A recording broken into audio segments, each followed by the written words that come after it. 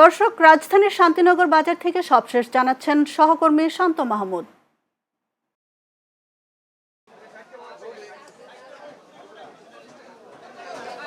মালা, আপনি কিন্তু জানেন গত কয়েক সপ্তাহ ধরে কিন্তু দেশের বন্যা পরিস্থিতির কারণে কিন্তু দেশের বাজারে কিছুটা অস্বাভাবিক হারে বৃদ্ধি পেয়েছে সব ধরনের নিত্যপণ্যের দাম। গত সপ্তাহের তুলনায় এ সপ্তাহেও কিন্তু ক্রেতাদের জন্য স্বস্তির তেমন কোনো বার্তা নেই। আমি কিন্তু সকাল থেকে রাজধানীর বিভিন্ন কাঁচাবাজার ঘুরেছি। এই মুহূর্তে কিন্তু আমি রয়েছি শান্তিনগর কাঁচাবাজারে। যদি শান্তিনগর কাঁচাবাজারের চিত্র একটু দেখানোর চেষ্টা করি, আমরা ক্রেতা এবং বিক্রেতাদের সাথে কথা বলেছি। তারা আমাদেরকে জানিয়েছে গত সপ্তাহের তুলনায় পণ্যে 20 থেকে 100 টাকা পর্যন্ত অতিরিক্ত গুনতে হচ্ছে। মালা, আরও একটি বিষয় যদি জানিয়ে রাখি, গত সপ্তাহের তুলনায় এই সপ্তাহে কিন্তু সবজির দাম কিছুটা বৃদ্ধি পেয়েছে। এছাড়া কিন্তু মাছেও কিন্তু প্রতি কেজিতে 50 থেকে 100 টাকা পর্যন্ত বৃদ্ধি পেয়েছে।